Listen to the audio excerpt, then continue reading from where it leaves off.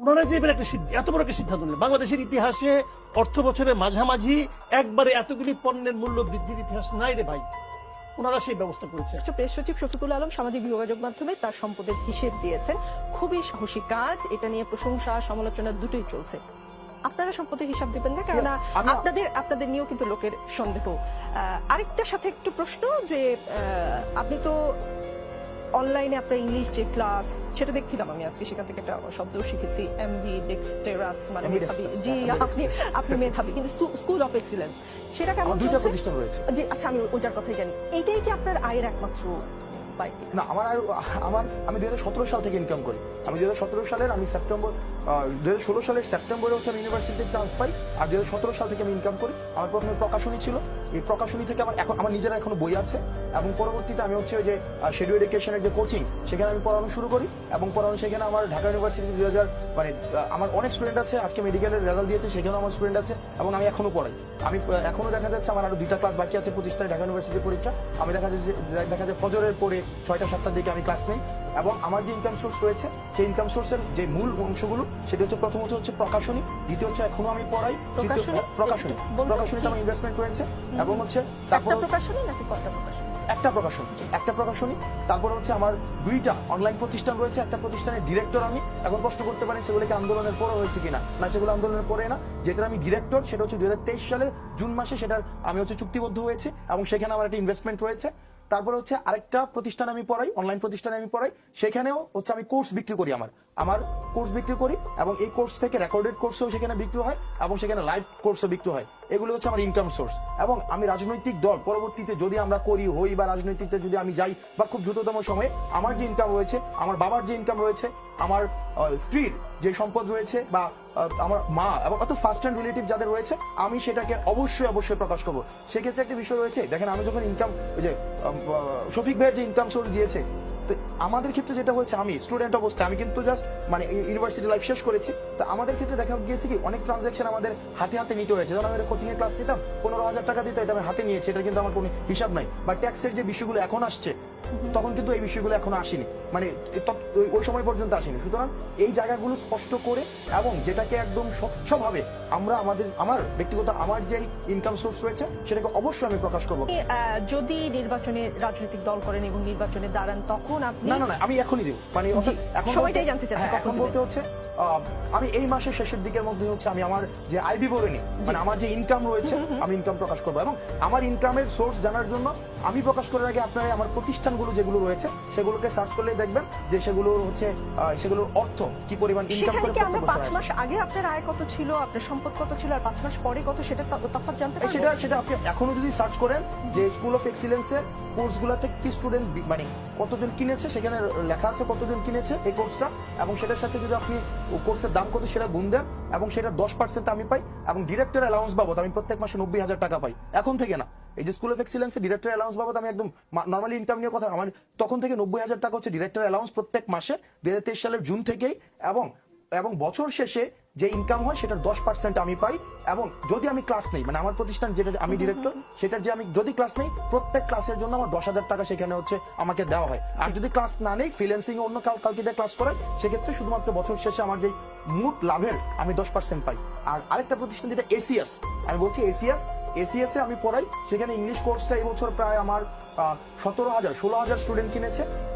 সেক্ষেত্রে মোটামুটি পুরো কোর্স 8 কোটি টাকার বেশি বিক্রি হয়েছে। সেখান থেকে আমি প্রায় 50 লাখ টাকার মতো হচ্ছে আমি এই কোর্স শেষে পাবো।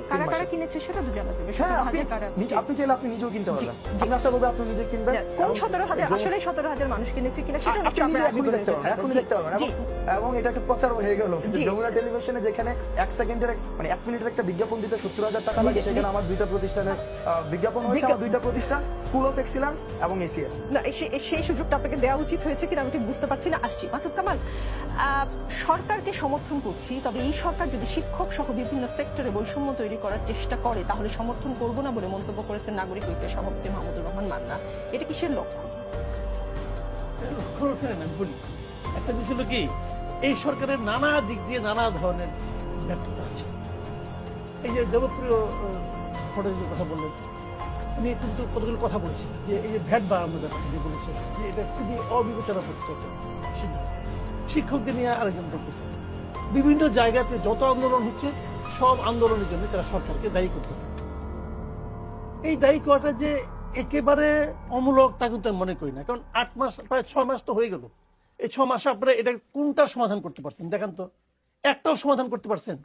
যতগুলি আন্দোলন হয়েছে কোন আন্দোলনটা আপনারা ম্যানেজ করতে পারছেন? এই গভর্নমেন্ট পারছে বলেন?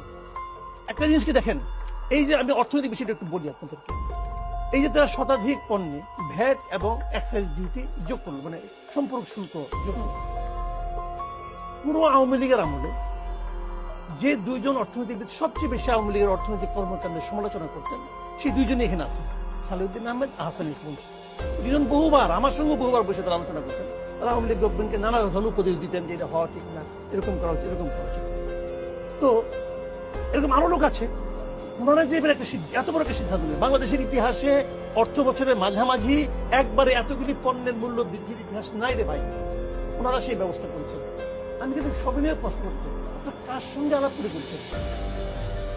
আপনাদেরকে সাহায্য করার জন্য, আপনাদেরকে পরামর্শ দেওয়ার জন্য দেশে অর্থনীতিবিদের এখন অভাব নাই। আপনারা কার সঙ্গে কথা বলে করেছেন? কথা বলার কোনো প্রয়োজনীয়তা অনুভব করেন নাই। কেন করেন নাই? করেন নাই এই কারণে আগের সরকার করতো না। আগের সরকার যখন যা ইচ্ছা হতো তাই করতো, আপনি সেটাকে ফলো করেছেন। এই জন্য আগের সরকার যে করতো না করার সঙ্গে পরামর্শ, এই জন্য ওদেরকে আমরা স্বৈরাচারী বলতাম। কারণ আপনি তো মহা স্বৈরাচারী ভাই। আপনি বলেন, ব্যাখ্যা দেন, আপনি কেন কারোর সঙ্গে কথা বলেন না? আপনার তো কোনো ম্যান্ডেটই নাই। যদি বলেন ম্যান্ডেট না, ছাত্ররা দিয়েছে, ছাত্ররা ম্যান্ডেট দেয়। আচ্ছা বলেন, ছাত্ররা যখন আন্দোলন করে তখন যদি আপনি বলতেন যে তোমরা যে আন্দোলন করতেছ, এই আন্দোলন যদি সফল হয় তাহলে জেনারেল জাহাঙ্গীর আলমকে আমরা বানাবো স্বরাষ্ট্রমন্ত্রী, নূরজাহান বেগমকে বানাবো আমরা স্বাস্থ্যমন্ত্রী, কি বিধান রঞ্জন রায় পোদ্দার তাকে বানাবো মন্ত্রী। আমেরিকায় থাকে এক ভদ্রলোক, তার নাম কি ফারুকি আজম, তার আমেরিকা থেকে ডাইকা আইনা আমরা উপদেষ্টা বানাবো। যদি বলতেন ওরা আন্দোলন করতে, ভাই তুই কে? কে তুই? আমরা তোদের জন্য আন্দোলন করতেছি। এই যে উপদেষ্টা পরিষদ আছে এর 80% লোকের, 80% উপদেষ্টা এই আন্দোলনের সঙ্গে শারীরিক, মানসিক, অর্থনৈতিক কোনো সম্পৃক্ততা নাই। তারা একটা লাইন কথা বন্ধ কোথাও বলে নাই, এরা কেউ বলে নাই। তারপরে বলেন তারা উপদেষ্টা। একজন আছে লুৎফে সিদ্দিকী, ছিলেন, আর পারিবারিক ইতিহাসগুলো বুঝবেন এটা কে। পারে বানাইছে উপদেষ্টা, উপদেষ্টা পদমর্যাদা বানাইছে। কেন বানাইছে? উনার পছন্দ, উনি বানাইছে। তো এরা এই আন্দোলনকে ধারণ করবে? এরা ধারণ করবে না। এদের টাকা প্রয়োজন, দাও দাম বাড়াইয়া দিলাম, দাম বাড়াইয়া হয়ে গেল। এদের কোনো দায় দায়িত্ব আছে? যদি এই সরকার ব্যর্থ হয় এদের কারো কোনো কিছু হবে? সবাই ঘরে একদিন ঘুমিয়ে আসছিল যে শুয়ে পড়বে, কোনো সমস্যা নাই, বদনাম হবে ডক্টর ইউনূসের। আর আমরা কি হারাবো? আমাদের এই যে প্রত্যাশা, যে কথাটা বলতে বলতে এরা আবেগ প্রবণ হয়ে যায়। আমার ভাইয়ের রক্ত রক্ত আমার চোখের সামনে পড়ছে, বলে তো এরা, এটা তো বানিয়ে বানিয়ে বলে না রে ভাই। এর কোথায় রিফ্লেকশন কোথায় বলেন আপনি? এদের কার মধ্যে রিফ্লেকশন আছে? এদের কারোর মধ্যে। ওই রক্তক্ষরণ কি এখন হচ্ছে না? যখন একটা জিনিস কিনতে যে প্রতিটা জিনিসের আমি দাম বাড়তি পাই, রক্তক্ষরণ হয় না আমাদের? এই রক্তক্ষরণ সে দেখতে পায়?